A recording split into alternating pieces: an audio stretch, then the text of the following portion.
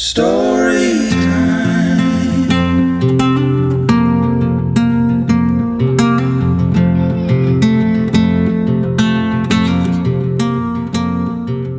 Hello, everybody. Vivian's got her mouth full of water right now, which is good because I usually ask, do you have your water? Yeah. And now you do. Yeah. Happy story time, everybody. It's time for Stories with Dad.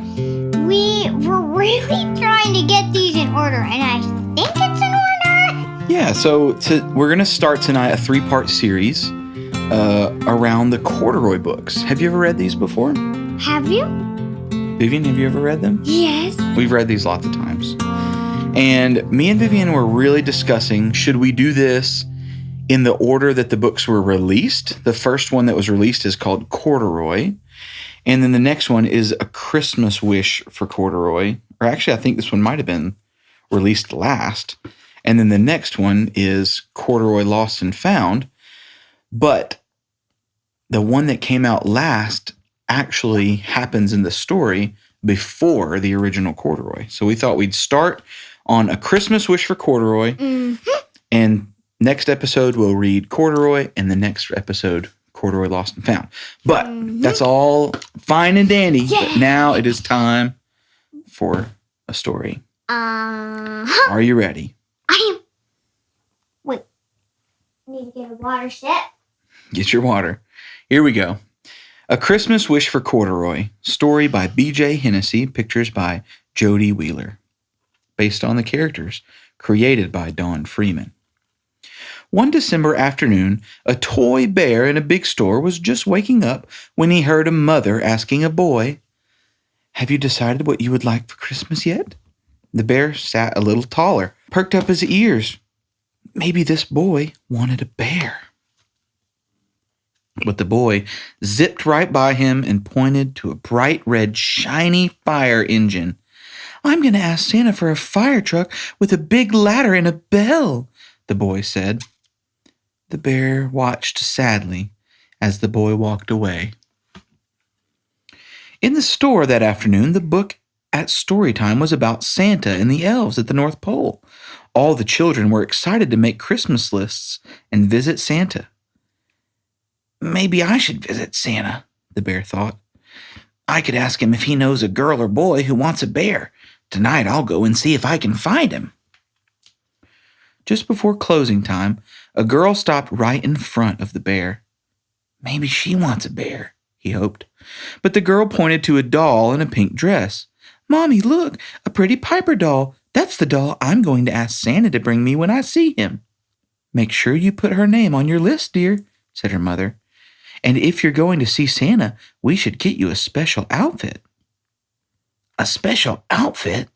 I didn't know I needed a special outfit to see Santa," thought the bear as he looked down at his brown fur. "Why, I don't have any clothes at all. And without a name, how can I ever be on anyone's Christmas list?" Late that evening, when all the shoppers had gone home, the bear climbed down from his shelf. The store seemed much bigger without any people in it. There were strange shadows everywhere. The bear felt very small. He found a department that sold hats. "Those hats look pretty special," he said. He tried on all kinds of hats, but none of them seemed quite right for a bear who was looking for Santa. Next to the hat department was the shoe department. "A pair of shiny new shoes would make me look special," thought the bear, but all the shoes were much too big. Then he spotted the children's clothes department. Surely he would find an outfit there, but the only clothes that his size were the baby clothes, so the bear kept looking. Up again, he saw a sign with Santa's picture on it. "This must be the way to the North Pole," he said. "That's just where I want to go." He followed the signs until he almost bumped into a reindeer. "The North Pole looks exactly like it did in the book," said the bear. "There were trees with reindeer and a workshop for Santa." He went inside to take a look. "This is a very little workshop," said the bear. He sat down in a chair. It was the perfect size. He looked around the room.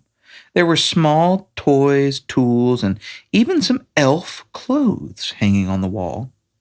That gave him an idea. First, he tried on an elf hat, but his ears were too small.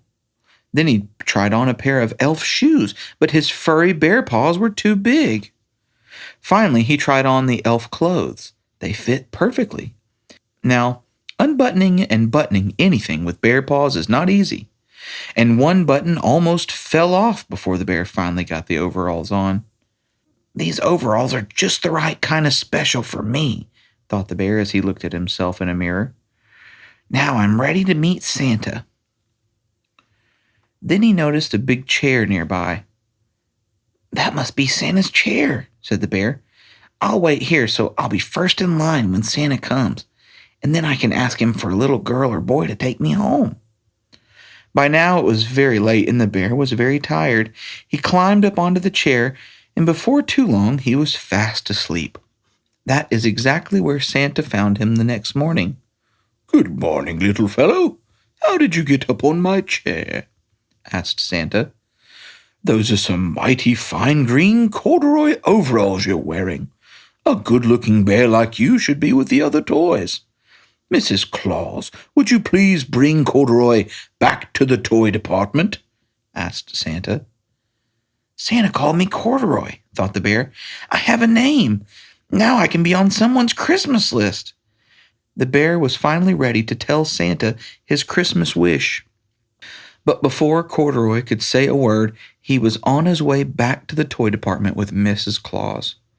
Past the clothes, past the shoes, and past the hats, further and further away from Santa, until he was back where he started. We found Corduroy Bear on Santa's chair this morning, Mrs. Claus explained to the saleslady. Doesn't he belong in your department? The saleslady looked at Corduroy in his new green overalls. You do look familiar, she said as she put him back on the shelf. That is just where Corduroy Bear was later that day when a mother and daughter walked into the toy department. The little girl stopped and looked straight into Corduroy's bright eyes. Oh, Mommy, she said, look, there's the very bear I've always wanted. Her smile made Corduroy feel more special than all the names and outfits combined. This must be what Christmas feels like, thought Corduroy, and he smiled his best bear smile right back. The end. I hope you liked this, part one. Part one. We'll see you on the next episode. Good night. See you in part two. Good night.